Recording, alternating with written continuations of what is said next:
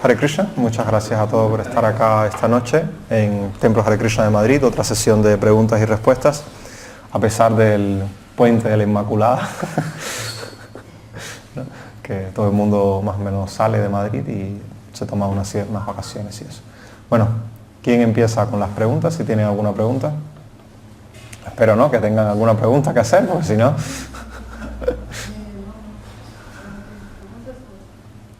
¿Preguntas? ¿No hay preguntas? ¿Qué hacemos entonces? No, yo tengo una pregunta. Venga. Que estábamos hablando la otra vez con Amaro, de cómo sabemos nosotros si estamos avanzando espiritualmente. ¿Cómo sabemos si estamos avanzando espiritualmente? Es una pregunta interesante porque, ¿no?, uno, o sea, en principio está aquí para progresar espiritualmente. Ese es el propósito de acercarse a alguna senda espiritual. Y tienes que poder medir si realmente hay cierto grado de avance, pues si no, de hecho es una pregunta que deberíamos hacernos muy a menudo, ¿no? ¿Cómo sé que he avanzado algo? Normalmente, por ejemplo, Prabhupada da algunas respuestas al respecto en sus libros. Él dice que en la medida que uno se va desapegando del materialismo y apegándose a cosas espirituales es una muestra de cierto avance espiritual. Pero eso también en ocasiones puede ser forzado, o sea, puede que la persona aparentemente se esté desapegando de las cosas cuando en el foro interno está muy apegada todavía. Y puede ser que externamente alguien, ¿no?, se dedique a hacer cosas espirituales y en realidad internamente pues todavía no haya avanzado lo suficiente. Normalmente yo lo que trato es de mirar al pasado, ¿no?, ver cómo yo era como persona antes y cómo soy como persona ahora. Y si creo que he mejorado como persona, que he crecido desde el punto de vista espiritual y humano, creo que sería un síntoma apropiado de que algo he avanzado desde el punto de vista espiritual. O sea, también, por ejemplo, si uno va al néctar de la devoción, pues se dan determinadas etapas del servicio devocional. O sea, algo interesante es a qué llamamos avance espiritual, ¿no? O sea, porque, o sea, si no te preguntas qué es lo que yo quiero entender por avance espiritual, pues es muy poco probable que puedas medir si estás avanzando o no estás avanzando, ¿no? Por ejemplo, si tú, normalmente cuando la pregunta es como un examen. Esa pregunta es como un autoexamen, ¿no? Si yo estoy avanzando o no estoy avanzando, es como un autoexamen. Y normalmente, para tú poder examinar algo, una persona que ha estudiado o que se ha dedicado a dar clases o ha estudiado algo de magisterio, para poder examinar algo necesitas establecer objetivos. Y esos objetivos son los que tú examinas en un examen, ¿vale? O sea, cuando uno es profesor y le pone un examen a los estudiantes, ese examen debería tener como propósito ver si los estudiantes han cumplido o no unos objetivos que están establecidos en el programa. Pues en la vida espiritual debería existir igual un programa en el cual hay ciertos objetivos y tú puedes ver si estás avanzando espiritualmente o no en la medida en que tú estés cumpliendo con esos objetivos. Un problema, por ejemplo, que yo veo es que si uno no estudia en profundidad el servicio devocional ni comprende cuáles son los objetivos exactamente, y por lo tanto no puede medir si está avanzando o no está avanzando espiritualmente, y lo que hace es seguir una práctica hasta cierto punto mecánica, ¿no? A mí me dijeron que yo hiciera esto y yo lo hago, y por eso pues yo creo que algo saldrá de ahí. Que sí, que algo saldrá, pero que no puedes medir si estás avanzando o no. Esa es mi visión. Entonces, en el néctar de la devoción, por ejemplo, en mi opinión se trazan esos objetivos, en cierta medida, se traza incluso el sendero, se describe el sendero, y se describe las etapas por las que uno va pasando y los síntomas de cada una de esas etapas. Por ejemplo, la literatura védica habla de que existen tres tipos de características o tres tipos de, de elementos esenciales dentro de la filosofía. Sambandha, Videya y Prayoyana, que no es otra cosa que establecer los elementos o las características teóricas de los elementos, la relación entre ellas y la fuente, el objetivo último, la meta última. Y la meta es llegar a Krishna. Ese es dentro de la teología Vaishnava, desarrollar amor puro por Krishna. Avideyana es la relación que tenemos con Krishna y Sambandha es quién es Krishna, quién soy yo, cómo funciona este mundo material, etc. Ahora, en ese objetivo, si uno marca como objetivo principal ese, entonces es fácil, más o menos, bueno, entre comillas, fácil, saber si estás cumpliendo o no con el objetivo, ¿no? Hasta qué punto yo estoy desarrollando amor hacia Krishna. Ese es, a mi opinión, lo primero que uno debería testear. Y por ejemplo, en el Néctar de la Devoción se describen 8 etapas por las que uno va atravesando, 9 etapas por las que uno va atravesando en el servicio devocional. La primera es Radha, fe. Es, en cierta medida, para mí la fe es simplemente la creencia de que algo es de una forma determinada, ¿vale? Aunque yo no pueda probarlo, demostrarlo desde el punto de vista teórico, ¿no? Es una creencia. Entonces, lo primero sería fe en la práctica espiritual, ese es un elemento, la fe. Otro elemento sería el segundo paso, que evidentemente para tú poder desarrollar fe hacia un proceso determinado, pues tienes que sentirte cómodo con las personas que lo practican, tienes que sentirte cómodo con el espacio en el que se practica, con las características del proceso. ¿Vale? Entonces, el segundo es sadhusanga, asociarse con personas de características santas, de características que tienen la misma, ¿no?, naturaleza que uno. Ahí en asociación es importante que no se refiere al contacto físico, sino que se refiere al vínculo emocional profundo, ¿vale? La literatura védica normalmente recomienda el tratar de tomar asociación de personas santas y tratar de alejarse en lo posible de esa asociación de personas que vayan en detrimento al progreso espiritual. Pero nuevamente no se refiere, al menos es mi lectura y lo puedo fundamentar sin problema, no se refiere al contacto físico con la persona de hola, ¿cómo estás?, ¿no?, sino que se refiere al vínculo afectivo profundo que hace que tú te muevas hacia un lado o hacia otro de la vida, ¿no? O sea, que te hagas una persona más materialista o que te hagas una persona que intenta buscar la verdad, ¿no? Entonces, esa asociación es uno de los aspectos importantes dentro de la práctica del servicio devocional. Y a mi opinión siendo autocrítico, también es un problema dentro de las instituciones religiosas en ocasiones, porque no son capaces de brindar una asociación completamente sincera, por así decirlo, ¿no? Las personas a veces tienen problemas para poder plantear sus dificultades, sus problemas, sus conflictos, de establecer vínculos realmente estrechos, sino que se vuelve algo, ¿no?, más bien superficial en ocasiones. Entonces, sadhusanga, después la otra parte del proceso se llama vayana kriya. Kriya significa técnica, vayan adoración, o sea, son técnicas de adoración, que significa practicar el proceso de manera seria. O sea, en el caso de ISKCON, pues el vayana kriya que establece Prabhupada, pues claramente es cantar las 16 rondas, cumplir los principios regulativos, levantarse temprano, hacer actividades espirituales, leer, ese sería el vayana kriya.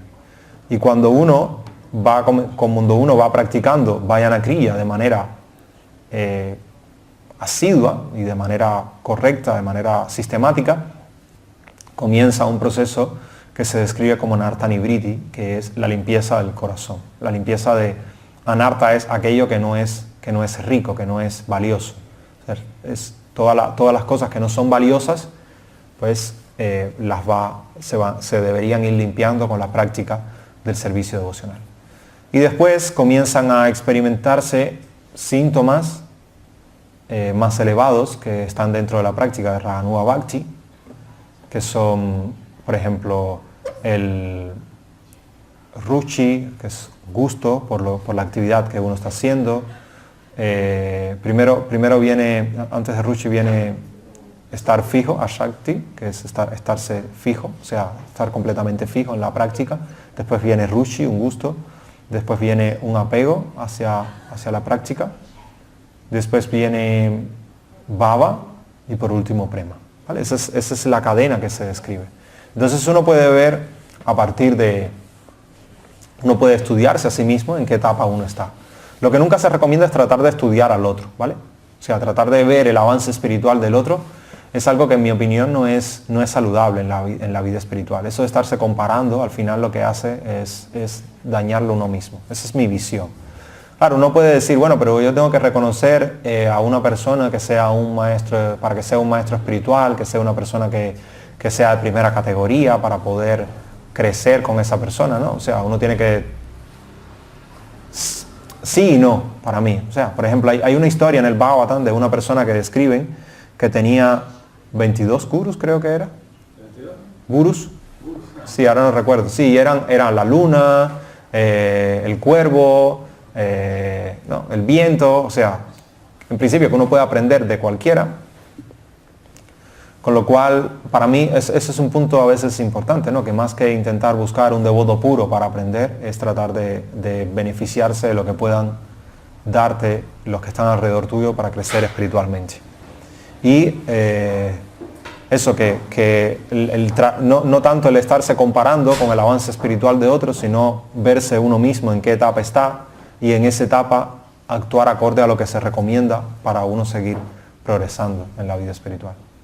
Entonces, buscar a alguien que uno crea que le puede inspirar y que uno crea que esté un poquito por encima de uno para que le guíe y crecer, ¿no? en ese sentido. Entonces, ese es el punto para mí. O sea, uno puede medir el avance espiritual a partir de objetivos. O sea, porque el avance, medir el avance espiritual es una prueba, es testear algo. Y para testear algo necesitas establecer objetivos. Y esos objetivos están descritos, esos objetivos dependen de la persona. Aquello, ¿qué es lo que yo quiero lograr?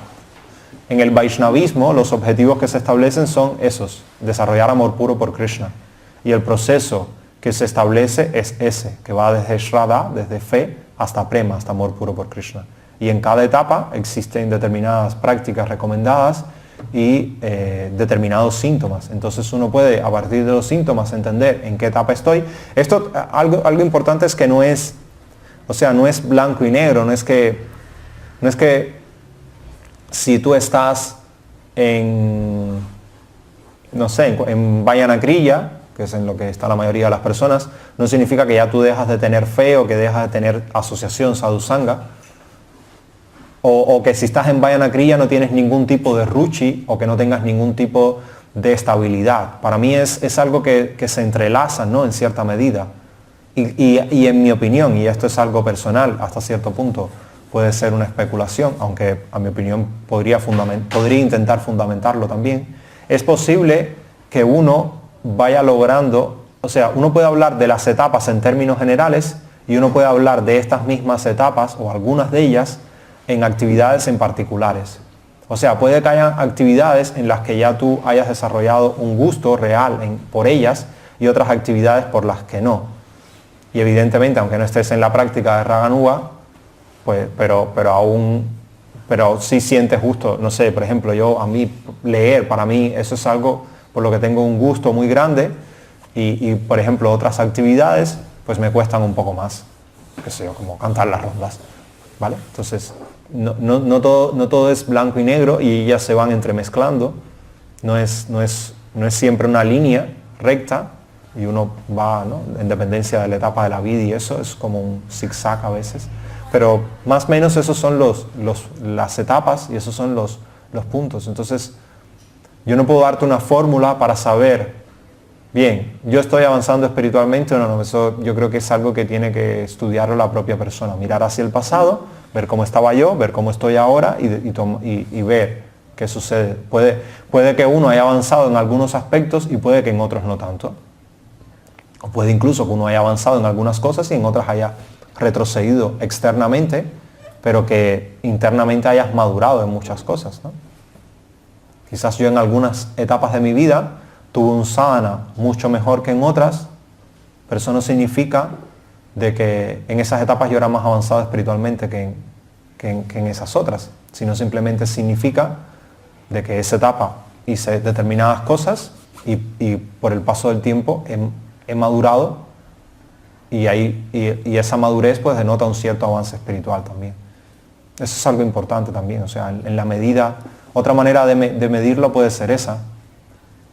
Por ejemplo, se describen que existen 3 tipos de devotos, Kanishta-adhikari, Madhyama-adhikari y Uttama-adhikari, y uno puede medir el avance a partir de eso también, ¿no? En qué etapa uno está. Si uno está demasiado apegado al materialismo y solamente ve a Krishna en el templo y en las deidades y ve como que todo el mundo está por debajo de uno, o nada más que ve como muy elevado a los gurús y ya todos los demás son unos cualquiera, no saben nada. Sí, eso existe, pues eso está, o sea, al acorde con el Bhagavatam se está en una etapa de Kanishta-adhikari. Y entonces, nada, existen descripciones para estas personas y prácticas que deben realizar. Y entonces, en cambio, una persona que sabe lidiar apropiadamente con las personas, ¿no? Que sabe tratar apropiadamente a todo el mundo, que sabe comunicarse y tratar de tratar a las personas acorde a su propia naturaleza, que no solamente ve a Krishna en las deidades, sino que los ve en el corazón de cada una de las entidades vivientes y trata de ¿no? corresponder con ellas, pues esa persona se describe que está en una etapa de Madhyama Adhikari.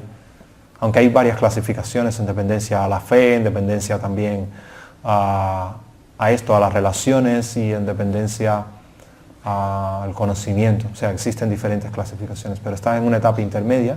Y una persona que ve a todo el mundo como sirviente de Krishna y trata a todo el mundo en esas características, pues se describe que está en la etapa de Uttama Adhikari.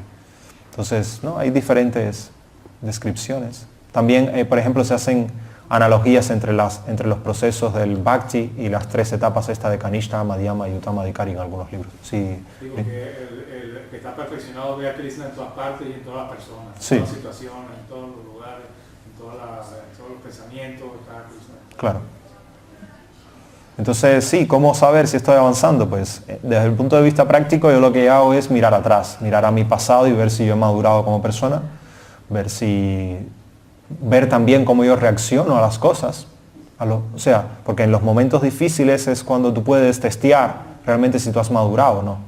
Entonces ver en situaciones difíciles que la vida te pone, que siempre te las va a poner, cómo tú has reaccionado ante esa situación. Si la reacción mía es más equilibrada, no es tan eufórica, ¿no? El Gita al final siempre aboga por el equilibrio, ¿no?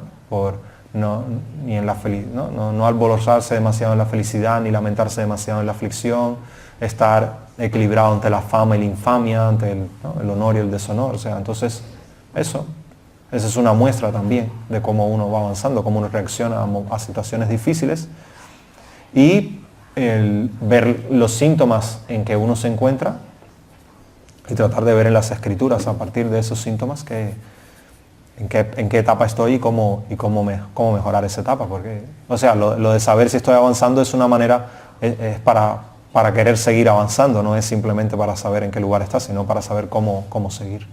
No sé si eso más o menos satisface tu pregunta. Pero esencialmente para mí algo importante es, o sea, a mi opinión, no el avance en no todos los procesos se define igual, ¿vale? Porque no todos tienen los mismos objetivos, en cierta medida. No sé si me explico, ¿no? O sea, si tú vas a poner un examen de historia, vas a evaluar de una manera diferente que si pones uno de matemática, porque los objetivos son diferentes en la asignatura. Entonces, es importante entender en qué práctica estoy yo, y en esa práctica qué objetivos hay, y también yo como persona qué objetivos me trazo.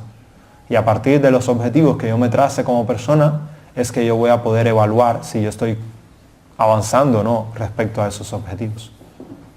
No vas a poder evaluar tu avance espiritual si no defines para ti qué es avance espiritual y qué objetivos tú quieres lograr a partir de ese avance espiritual. Entonces es algo que tiene que definir la persona en primera instancia, y a partir de eso definir qué práctica va a seguir, ¿no? Porque no tiene sentido,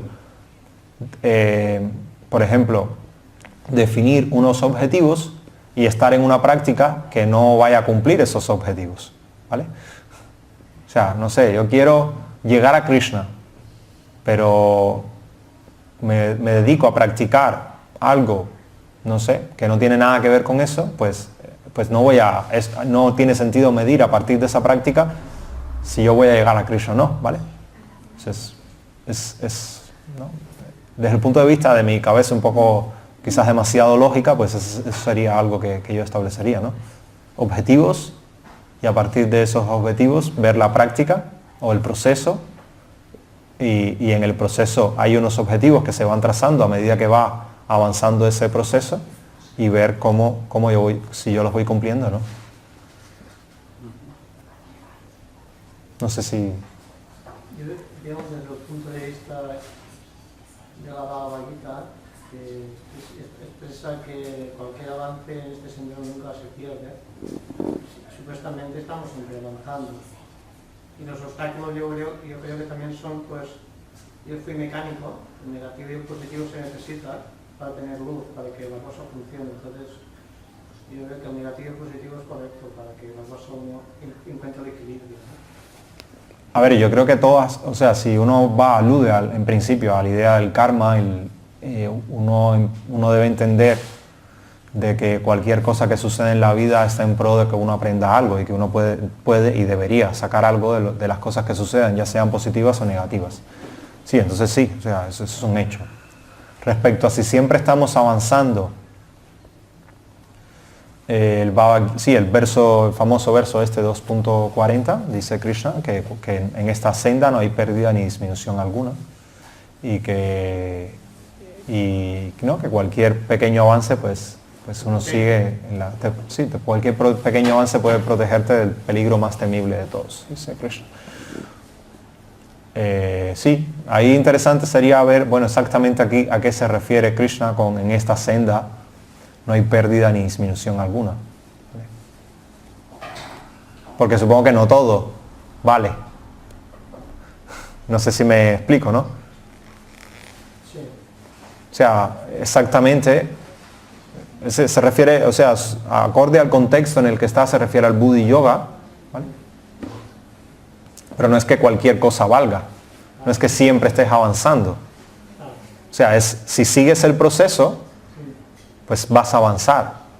Y cualquier cosa que hagas, yo lo que entiendo de eso es que cualquier logro que alcances, cualquier objetivo que logres vencer, te vale al final. No como que todo vale. O sea, no es que siempre estés avanzando, es que si logras un objetivo, si logras cubrir un objetivo, ese objetivo va a estar ahí siempre, cubierto. Sí. Se persigue, bueno, que se sigue a llegar a Krishna, ¿no? Sí, desde el punto de vista espiritual. Claro, porque todo, pues, es como en todo, o sea, si nosotros queremos lograr algo en la vida, tenemos que trabajar para eso, para lograr ese objetivo, ¿no? Y lo mismo es en la parte espiritual, ¿no? O sea, Sí. yo creo que es... Sí, a ver. Hay cierto temor entre algunas personas, yo vi que están empezando, que piensan que, bueno, si yo me dedico a este esfuerzo, a este camino, entonces me voy a perder de mi vida temporal o algo así. Entonces hay otro verso donde Krishna dice que yo les proveo a mis devotos todo lo que necesitan y les preservo lo que tienen y les doy lo que necesitan. Entonces pueden pensar de que si yo me dedico a la vida espiritual, ¿qué va a pasar? ¿Qué va a ser de mí? Y tal, me voy a perder. Tal.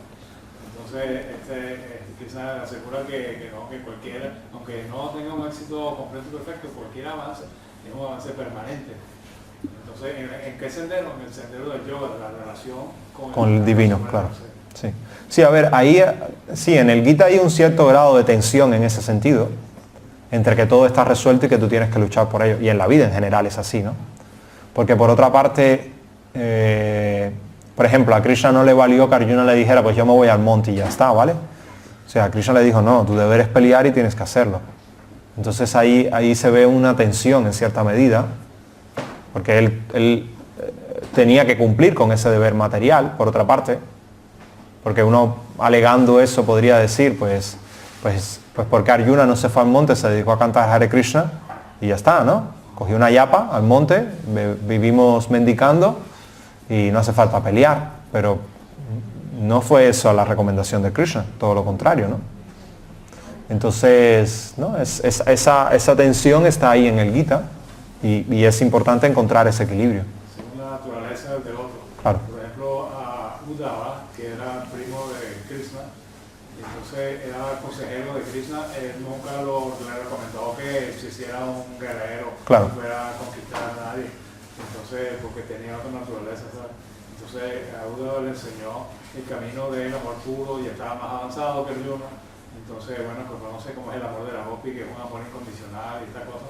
Entonces ya los deberes de Kshatriya, de guerrero, para él no eran importantes. Entonces tiene otra instrucción, la instrucción de Arjuna, que está metido hasta las narices en una guerra de sucesiones y que tiene responsabilidades con su esposa, con sus familiares, tiene con los súbditos y tiene la dinastía y todo está metido en toda la política. Entonces tiene otra naturaleza la persona. Entonces le dice, mira, lucha por mí y vencerás. Entonces no le recomienda que hacerse un devoto puro, un salvo, y dedicarse a la vida devocional de otra naturaleza, de otra persona. Entonces las instrucciones también Krishna vienen de acuerdo también al tiempo, lugar y circunstancias. Se pueden extrapolar así. Sí, yo lo veo como que, o sea, el buen doctor es el que encuentra rápidamente los síntomas de la persona y da, ¿no?, la medicina apropiada para esos síntomas. O sea, no vale dar dipirona para todo, paracetamol para todo, ¿vale? Entonces, en mi opinión lo que hace Krishna en cierta medida es eso, ¿no? O sea, encontrar la naturaleza de la persona y acorde a su naturaleza, pues recomendarle desempeñar la acción que desde el punto de vista espiritual y material mejor pueda beneficiarle. Tengo una pregunta. De los 9 procesos del servicio devocional, explica que cualquiera que uno se apegue a uno de ellos obtiene la perfección. ¿Cómo se podría entender que uno obtiene la perfección por seguir solo uno de los 9 procesos? Claro, uno mejor está pegado a la lectura, o a escuchar, ¿no? El problema es lo que uno entiende por perfección.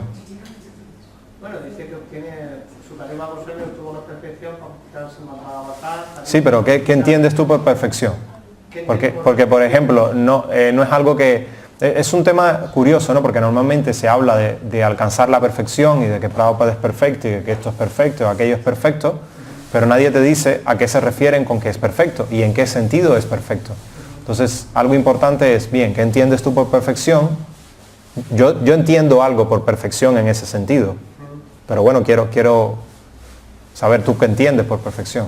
Yo entiendo por perfección que uno entiende el primer nivel, que no es el cuerpo, que es un alma espiritual, y que pase lo que pase, como está conectado con la divinidad, y supuestamente no es la meta Krishna, desde mi punto de vista, según mi raza, mi humor que tengo.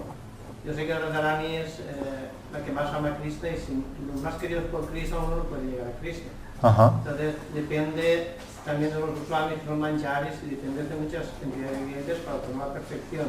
Uno está en el camino, pero para llegar a la perfección uno tiene que seguir los consejos del maestro. Vale, pero esa perfección, ¿a qué tú llamas esa perfección?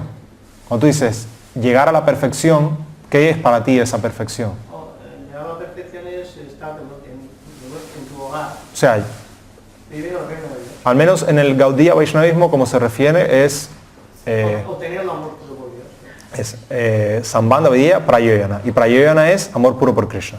Vale. Entonces, ese amor puro por Krishna, como yo lo veo, lo puedes desarrollar de disímiles maneras. O sea, no tiene que ser de una única manera. Ni tiene que ser a través de todos esos procesos a la vez. Entonces, por eso yo no veo ningún problema. O sea, Shukadeva Goswami alcanza amor puro por Krishna, pues hablando de Krishna, y Maharaj Parikshit escuchando acerca de Krishna, y Prithu Maharaj adorando, haciendo archana, y, o sea, haciendo en realidad yagyas, y así, ¿no? O sea, uno puede alcanzar esa perfección, que no significa que uno sea perfecto en todos los sentidos, sino que para mí lo que significa es que uno llega a desarrollar amor puro por Krishna, y que para mí esa es la perfección de la vida humana, sí, pero no significa que tú como humano seas perfecto. Esa es mi visión, ¿vale?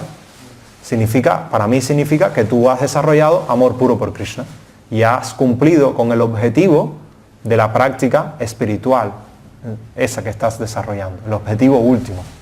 Entonces, sí, yo veo totalmente posible que una persona alcance la perfección en ese sentido, o sea, llegue a desarrollar amor puro por Krishna a través de uno de esos procesos. Eso es algo que, por ejemplo, aunque no se dice explícitamente, sí implícitamente está.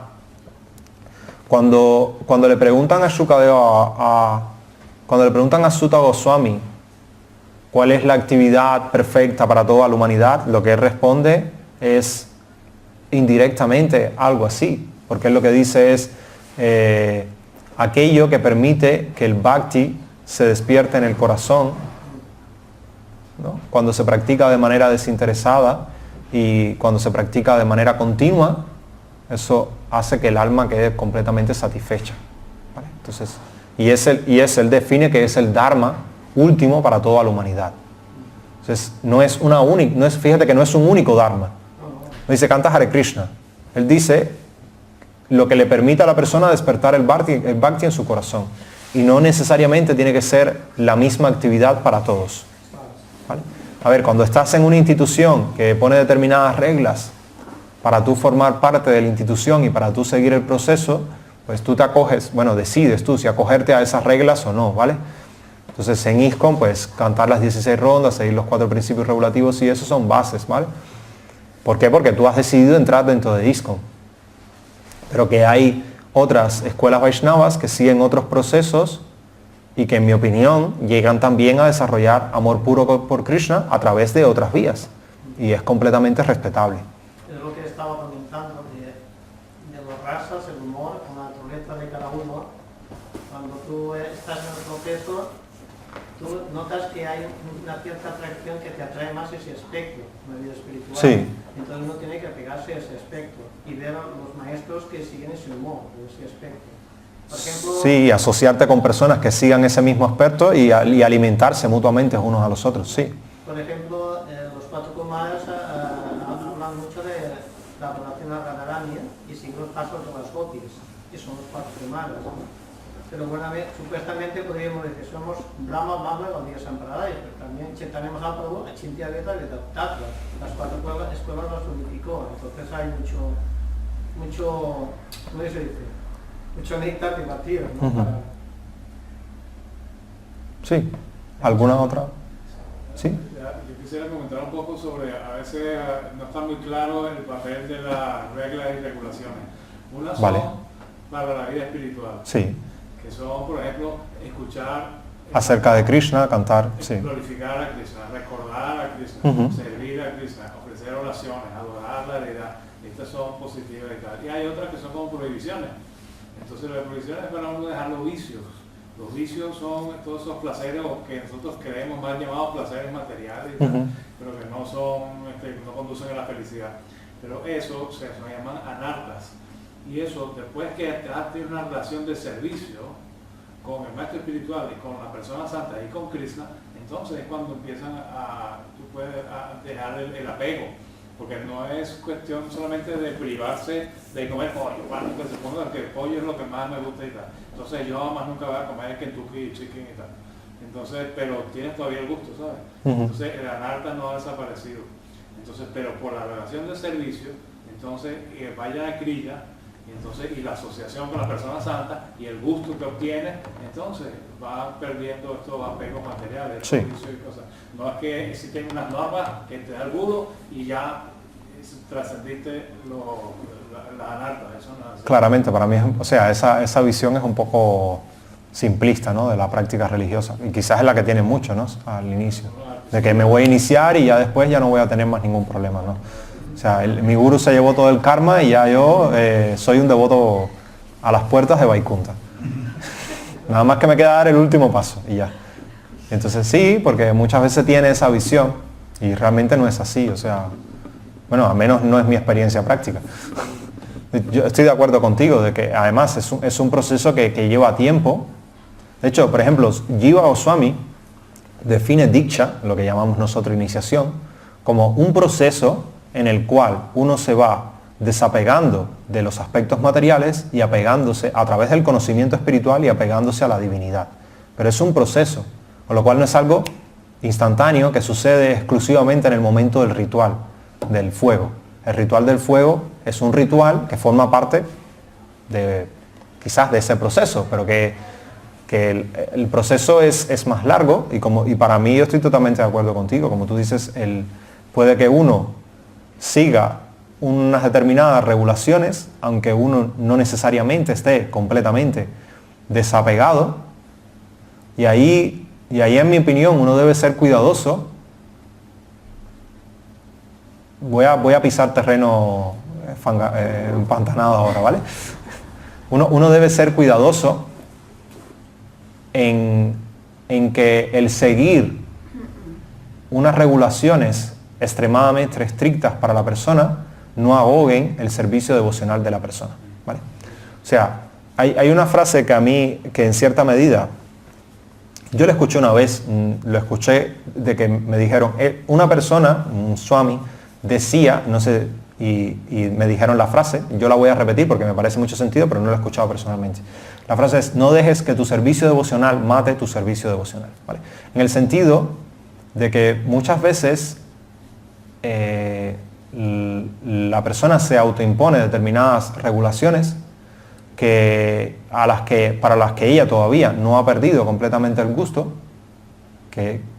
y que desafortunadamente la sigue de manera artificial y en algún momento no puede seguirlas, y entonces no solamente deja las regulaciones, sino que deja todo el proceso, ¿vale? Eso es algo, y además cuando va para atrás, muy para atrás. ¿Por qué? Porque todo lo que había hecho era artificial y no lo había hecho de manera natural. Yo lo he visto muchas veces en personas que de repente son casi santos y de repente son casi demonios. Demonios en sentido alegórico de la palabra, ¿vale? Entonces, yo creo que es importante que ese proceso sea paulatino, sea, ¿no?, paso a paso, y que siempre uno esté midiéndose personalmente hasta qué punto esto me ayuda a servir a Krishna, ¿no? Porque a fin de cuentas, algo muy importante, por ejemplo, para mí la enseñanza más buena que tiene el curso de Bhakti Sadashara, o sea, de etiqueta Vaishnava, es que en el Vaishnavismo hay dos reglas que son las madres de todas las reglas y regulaciones. Siempre recordar a Krishna y nunca olvidarte de Krishna. Esa es la enseñanza más significativa que para mí tiene ese curso. No quiero decir eso, pero muchas cosas podrían prescindirse de ella, excepto eso. Entonces, si nosotros, ¿y por qué digo eso? Porque cualquier regla que uno vaya a seguir, uno tiene que entender ahora mismo eso, cómo me está ayudando a recordar más a Krishna y a olvidarle menos. Si en algún momento seguir la regla te va a hacer olvidarte de Krishna y no recordarlo más, mi humilde opinión es que es mejor no seguirla. Porque a largo plazo el problema va a ser mayor que el mal menor de incumplir esa regla. Que tampoco es algo que uno deba utilizar para estar saltándose las reglas cada vez que quiera, ¿no? ¿Vale? Pero que es, a fin de cuentas el avance espiritual es responsabilidad de cada cual y es progresivo, pero que es algo, a mi opinión, para reflexionar interiormente. Sí. Por eso Sri Goswami viene diciendo esto. Entonces dice que una de las cosas que no se debe hacer es estar demasiado apegado a las normas y sí, las reglas y regulaciones, ni ser demasiado laxo. Entonces ahí está la cosa. Entonces tiene que tener un equilibrio y ver qué es lo que te está conduciendo a siempre recordarlo, nunca olvidarlo. Y sobre todo no imponérselo a otros ni tratar de valorar a los otros según cómo sigan tu estilo de reglas. Sí, es real, el progreso espiritual es personal y uno debe mirarse a sí mismo, no mirar tanto a los demás. Y sí, eso. Una buena pregunta. Es con respecto a Krishna y Radha. Sí. Krishna manifiesta su amor y bueno, él él viene Radha, ¿no? Es su complemento, ¿no? Ajá. O es lo que él se manifiesta su amor todo en Radha, ¿no? Si ella es la mejor sirviente de Krishna. Pero mi pregunta es, de repente estoy pensando en un plano más material. ¿Cuál es, a ver cómo formulo la pregunta? Di lo que llevar- pienses y ya está, no, tampoco no sí, pasa nada. ¿Cuál es el punto en el que la mujer siempre está como en un segundo plano? ¿Sí? Ajá. Para Dios, para Krishna, es lo más hermoso, ¿no? Lo que él ha manifestado con el mayor amor, ¿no? Vale, o sea, lo que las relaciones en el mundo espiritual no tienen que reflejarse de manera completa en una institución, ¿vale? Vamos a partir de ahí. Vamos a definir quién es Radharani, al menos mi entendimiento de Radharani. Mi entendimiento de Radharani es que ella es Hladini Shakti. Hladini, esto en castellano significa que ella es la potencia que le da placer a Krishna, la potencia dadora de placer de Krishna. ¿Cómo yo explicaría eso? O sea, mi potencia dadora de placer, la mía, sería aquella persona que todo en esa persona está constituido o conformado de tal manera que me dé placer. Su manera de hablar es la que me da placer, el tono de la voz, el cabello, su manera de cocinar, su manera de pensar, todo. Imagínate todo lo que a ti te pueda dar placer concentrado en una persona. Para mí eso es Srimati Radharani para Krishna. Es todo en ella está hecho de tal manera que es la forma que le da placer a Krishna. Por eso nadie puede ganarle en servir a Krishna. Simplemente por definición, ¿vale? Porque, o sea, todo en ella está confeccionado de esa manera. Es así, o sea, por definición es así. Para mí, o sea, en el Vaishnavismo se habla, por ejemplo, no sé, Rupa Goswami en el Néctar de la Instrucción dice que los devotos más elevados en el caso del Gaudiya Vaishnavismo son las gopis, ¿vale?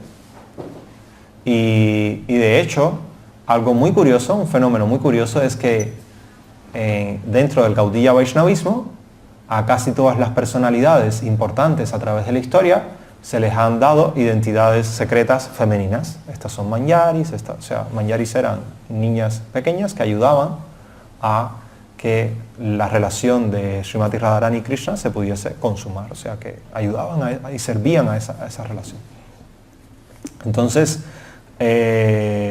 bajo esa perspectiva, no debería haber ningún tipo de conflicto con la figura femenina, ¿no? Desde el punto de vista material. Pero desafortunadamente, dado las circunstancias históricos, sociales y las mentalidades de las personas, pues la hay, ¿no? O sea, definitivamente la mayoría de las instituciones a día de hoy, o la mayoría de los lugares, tienen unas tendencias bastante machistas. No hay, o sea, no son...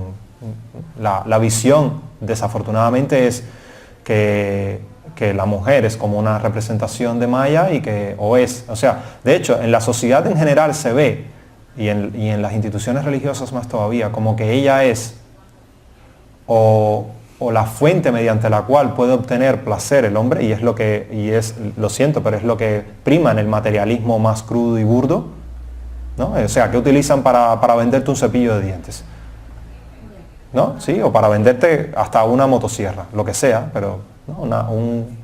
Algo muy sensual. Lo que prima es eso.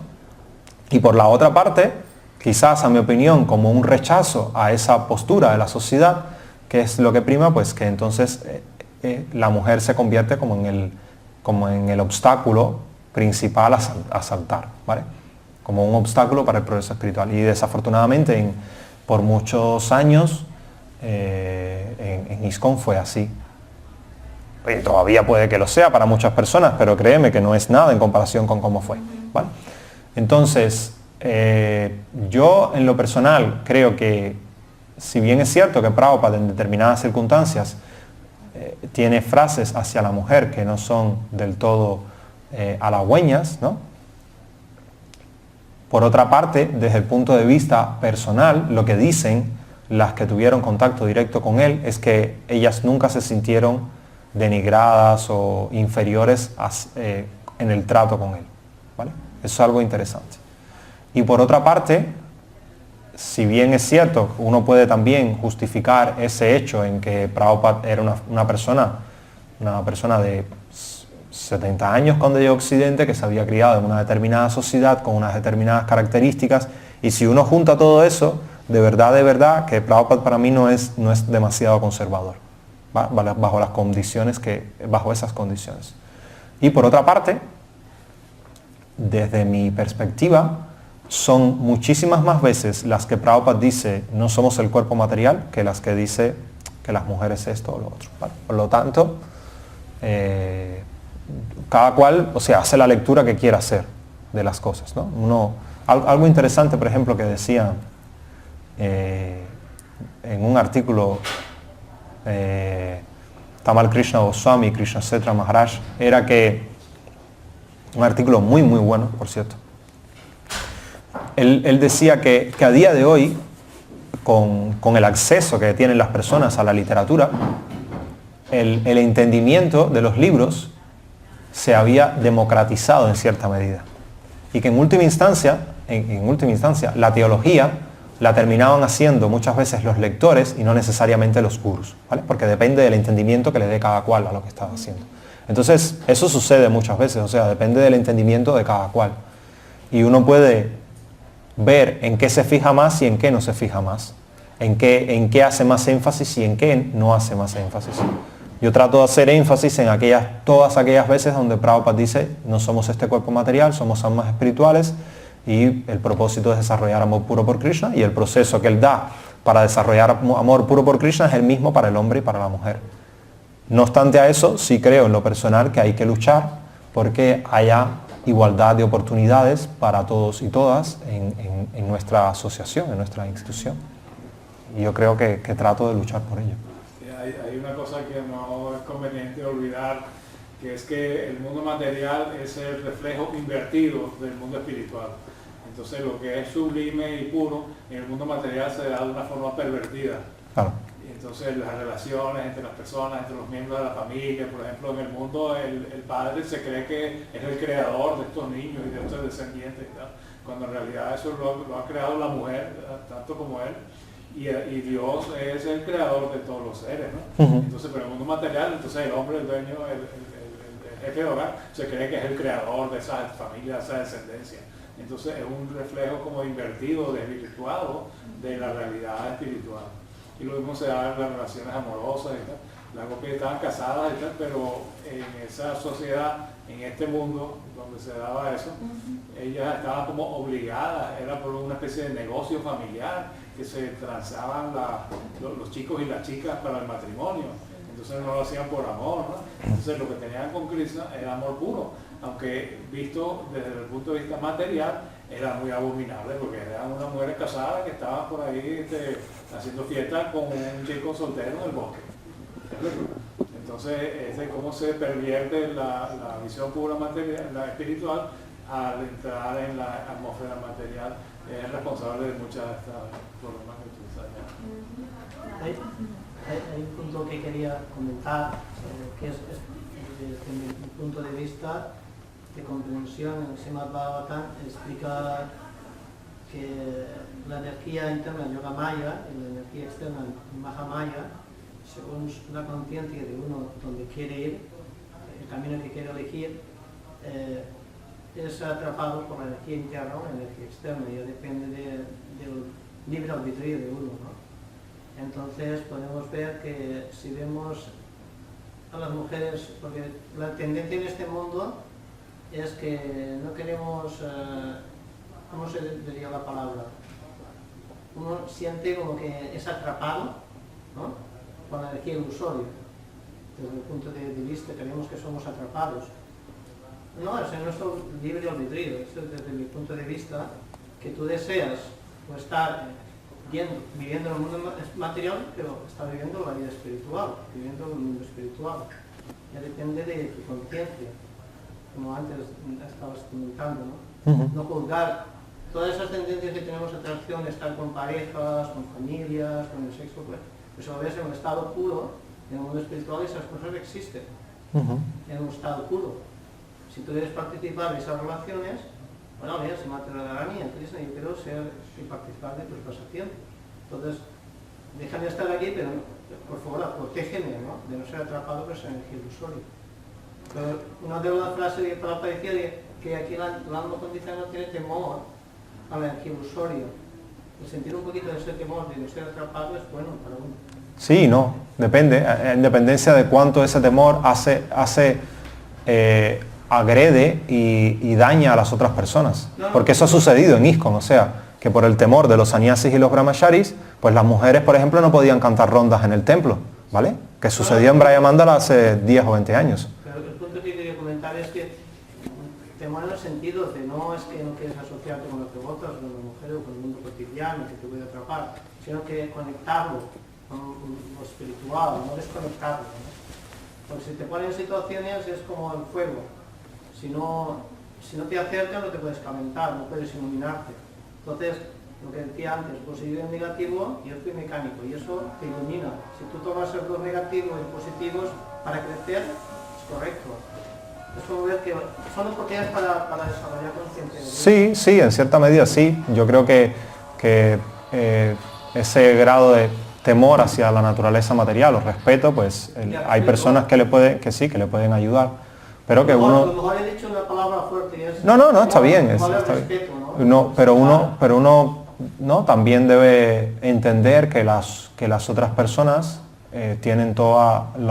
deben tener toda la posibilidad y libertad para desarrollarse desde el punto de vista espiritual. Y lo que uno sí no debería hacer bajo ningún concepto, en mi opinión, y esa es mi opinión personal, es el culpar a otras personas por los problemas que uno pueda tener, ¿vale? Que si yo no puedo controlar mi sentido, entonces es culpa de las mujeres. No. O sea, si tú no puedes, lo que dijo Prabhupada muchas veces, porque eso sí está registrado.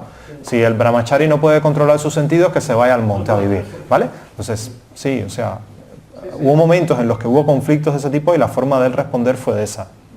Entonces, por eso, en cierta medida, es verdad que él en los libros es un poco fuerte en ese sentido, un poco bastante, y yo entiendo que hay personas que a mí a veces me sientan mal determinadas declaraciones de él referente a estos temas sociales, pero uno debe entender primero las características de la persona, segundo, el contexto social en el que se está diciendo que hace 40 años la sociedad era muy diferente a como es hoy, y en tercero, ver qué enfoque y qué perspectiva uno le da a esas cosas, ¿no? Pero desde el punto de vista teológico, al menos mi entendimiento, es que no importa en qué cuerpo material uno esté, el servicio devocional, cuando se practica de manera seria realmente, trasciende ese cuerpo material y uno puede avanzar espiritualmente en cualquiera de las circunstancias. O sea, lo que quiero decir es que la práctica del servicio devocional no depende del cuerpo material que uno tenga, sino que depende del estado de conciencia, de la determinación que uno tenga y de la práctica que uno realice. Más nada. O sea, es cierto que estar en un determinado tipo de cuerpo u otro, sea hombre o mujer, simplemente estoy hablando de características físico-sociales, o sea, físico y mentales, te puede condicionar en determinadas circunstancias a ser más determinado o menos determinado, o más atraído hacia una cosa u a otra, pero en mi opinión no es recomendable generalizar. Por ejemplo, o sea, la visión, ¿no? Que las mujeres son menos inteligentes. Hombre, yo dando clases en la universidad, no es eso precisamente lo que yo percibo. O sea, es que es cierto, yo tengo grupos de doble grado, que son de las asignaturas donde más nivel hay, o sea, de las carreras donde más nivel hay, donde a mi aula, o sea, hay un aula en específico que hay 30 chiquillas y ni un solo chiquillo. O sea, 30 mujeres y ni un solo hombre. Al menos en las clases. O sea, para el examen se aparecen 3 o 4, pero en el momento de recibir las clases, las que están ahí son las mujeres, no están los hombres. Entonces, a mí no me consta siempre eso. Entonces, no sé, en mi opinión eso forma parte de algo cultural, no es algo que tenga que ver con el alma espiritual, ni siquiera es algo que se registra dentro de las escrituras. En cualquier caso, todos, ni siquiera necesitamos todos desarrollar una naturaleza femenina para relacionarnos con Krishna, ¿no? Pues están los gopas, las gopis, y lo importante es de que al menos como se describe en determinada literatura, es que todos tenemos una relación con Krishna natural, y nosotros lo que debemos es tratar de despertar esa relación que tenemos con Krishna. Y eso se puede hacer en el cuerpo en el que estés.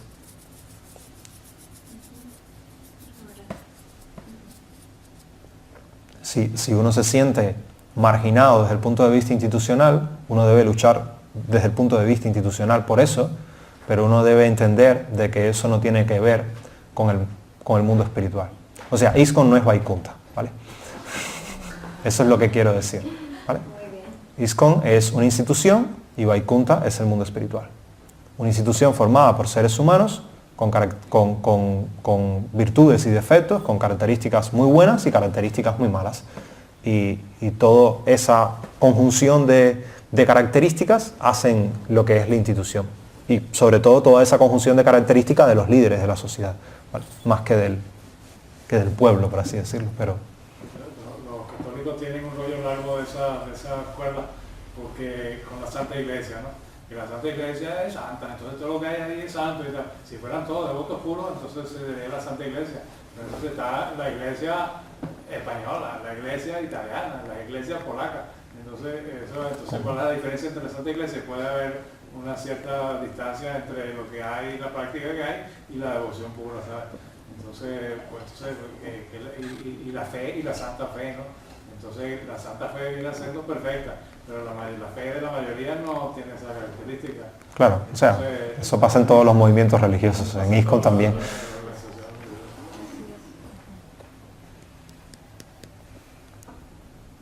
¿Alguna otra pregunta, comentario? Ya son las 7:40. ¿No? Sí. Pero aunque no sea Vaikunta, es un pilar fundamental que ayuda a crecer a las personas. Por supuesto, o sea, eso es algo importante, sí, también, o sea, que no sea un lugar perfecto desde el punto de vista de que todo es perfecto en ese lugar, no significa que no sea un lugar en el que uno puede alcanzar la perfección en el sentido de poder desarrollar amor puro por Krishna, ¿vale? A mi opinión, o sea, si no fuera así no estuviera aquí, ¿vale? No estuviera no estuviera dedicando tiempo y mucho tiempo a tratar de ayudar al templo, ¿no? ¿Vale? Ayudar a la institución. Yo no pretendo que la institución sea perfecta, sino lo que pretendo es ayudar a las personas y ayudarme a mí mismo a alcanzar amor por Krishna, o a desarrollar ese grado de amor por Krishna. Y el templo ayuda a eso en el sentido de que te permite relacionarte con otras personas, te permite tener a las deidades, adorar a Krishna, la forma de las deidades y sobre todo un vínculo social importante. Porque lo que a mí sí me queda claro es que progresar espiritualmente solo, totalmente solo, yo creo que es muy difícil y al menos no está diseñado para mí. Quizás otros lo logren, no digo que no, pero para mí ahora mismo no. Entonces, el hecho de tener la compañía de otras personas con las que compartir, con las que realmente, pero a eso me refiero, más allá de reunirse los domingos, cantar y ya está, sino de realmente tener no como estamos haciendo ahora, ¿no? Un debate interactivo, profundo, donde la gente trate de explicar sus problemas y entre todos tratemos de buscar respuestas y compartir.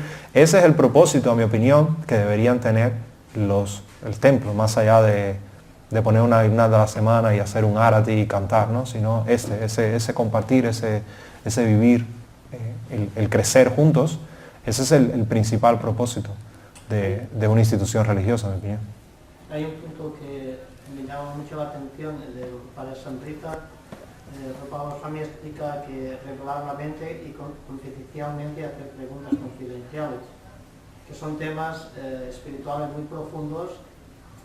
Y a veces, debido a qué dirán, que tengo ese marca, o tengo ese defecto, o tengo ese obstáculo, no somos capaces de abrir nuestro corazón a los devotos. Es un poquito, ¿no? Sí. El obstáculo individual no tiene uno, que no tiene a lo mejor una relación más amorosa con otros, más confianza, más... ¿no? Sí, yo creo que... Depositar una confianza en alguien para regular la mente, compartir, ¿no? Para avanzar la vida espiritual. Sí, amigos, el problema es ese, que también es que, mira, hablando sinceramente, muchas veces hay mucho chisme y mucha hipocresía dentro de la práctica espiritual, desafortunadamente. Y eso está marcado por el hecho de que la sociedad te juzga por aspectos en ocasiones externos, ¿no? O sea, muchas veces si una persona tiene un problema con algún principio, no tiene a quién contárselo, porque puede tener temor de que éste le diga, oye, pero ¿por qué estás haciendo esto? O lo riegue y ser segregado de la institución, por así decirlo. O si una persona tiene problemas para cantar sus rondas, ¿a quién se lo cuenta? O sea, ese tipo de cosas, si no se crean mecanismos mediante los cuales uno pueda hablar libremente con los demás, o sea, hablar y escuchar libremente lo que uno piensa, lo que uno siente, y ser bienvenido eso y tratar de entre todos crecer, pues entonces es muy difícil que se pueda dar ese hecho que tú dices de que las personas hablan confidencialmente y escuchan confidencialmente. O sea, porque se crea una sociedad hasta cierto punto hipócrita, ¿no? En que la persona, hipócrita en el sentido, no es que sea mal, es que si tienes temor a decir las cosas, pues tú vives una fachada externa y dices lo que sabes que no te va a traer problema, y si hay algo que crees que te va a traer problema, aunque lo pienses, no lo dices, porque sientes temor a que eso pueda provocar una segregación. Eso yo creo que es de las cosas peores que pueden haber en una institución, pero las hay en todas, ¿vale? Entonces, sí, lo que hay es que luchar porque no sea así, porque no le afecte, y porque aunque quizás uno no tenga que estar diciendo las cosas a los cuatro vientos, pues por lo menos tener personas con las que hablarlas de manera confidencial y crecer entre ellos. Inteligente. Claro. Un curso inteligente de análisis y recomendaciones basadas en el proceso como lo recomiendan las autoridades. Sí. Con conocimiento. Sí, eso sí. Sí, si uno no tiene amigos, en la vida espiritual es un poco difícil crecer, porque entonces no tienes con quién compartir esas cosas. ¿No? Te quedas un poquito estancado con tu mente y con tus problemas. Claro, claro. Algunas personas critican, por ejemplo, que instituciones como ISKCON no hay una fraternidad verdadera. Parece que fueran compañeros de trabajo, compañeros de estudio o algo así, pero no hermanos. Yo opino igual. Entonces existe esa opinión. Entonces, yo digo que existe fraternidad en la medida en que entienden que todos descienden de Cristo, ¿sabes? Que Cristo es el Padre de todos y todos somos hermanos, ¿no? Entonces, esa es la verdadera fraternidad. No que pertenecemos a esta institución o que los que están al mismo nivel de jerarquía, entonces eso quiere decir que son mis hermanos, pero los otros serán primos o conocidos y tal. Entonces ese tipo de cosas se dan en las instituciones religiosas. Sí. Pero la visión de que somos hermanos parte de que Dios es Padre y la energía espiritual de Krishna, la divina consorte, es la madre de todos los seres. Entonces si tenemos eso presente podemos ver a los demás como hermanos. Sin embargo, los hermanos no todos son hermanos, todos son amigos. Entonces hay diferencias entre los hermanos. Entonces hay unos generalmente los mayores creen que ellos tienen derecho a mandar, no sé más, y que quieren que los demás les obedezcan, y esta cosa que es cuestionable. Puede ser un principio más o menos sano que guíe a los demás, pero no que le den obediencia, ¿no? Y cosas así. Entonces los hermanos, hay unos que son más afines y otros son menos afines, sin embargo son hermanos. Sí, uno debe tratar de asociarse con personas que realmente, asociarse en el sentido de establecer un vínculo estrecho con personas que uno crea que le ayuden a crecer espiritualmente y que tengan más o menos la misma naturaleza que uno. O sea, para estarse dando cabezazos con otros realmente no es el propósito, ¿no? O sea, pero sí, es importante, como quiera que sea, lo más importante es, para mí algo con lo que yo me siento feliz es con el hecho de intentar crear espacios donde las personas puedan hablar libremente y ser escuchados y respetados por lo que dicen y que no sean juzgados ni criticados por ello, ¿no? Ni segregados por ello, sobre todo. No sé por cuánto tiempo durará, pero se intentará. El rushi, el gusto, tiene que ver mucho con ese tipo de asociación, con los devotos que están más cercanos. Porque sí, creo que si no fuera por eso... sí, es posible, claro. Si tú no estableces vínculos estrechos con las personas que están alrededor tuyo, pues lo vas a buscar con otras personas, porque somos animales sociales, como decían algunos. O sea, necesitamos ¿no? esas relaciones. Si no, o vives en soledad o tarde o temprano pues buscas, ¿no? Buscas en otro lugar lo que no encuentras aquí. Es así. Entonces, y muchas veces las personas buscan eso a veces más incluso que la parte filosófica. Hay personas para las que es más importante el tener una persona que realmente te apoye y esté ahí al lado tuyo, antes que si es verdad o no es verdad, o si es doctrinalmente correcto o no doctrinalmente correcto.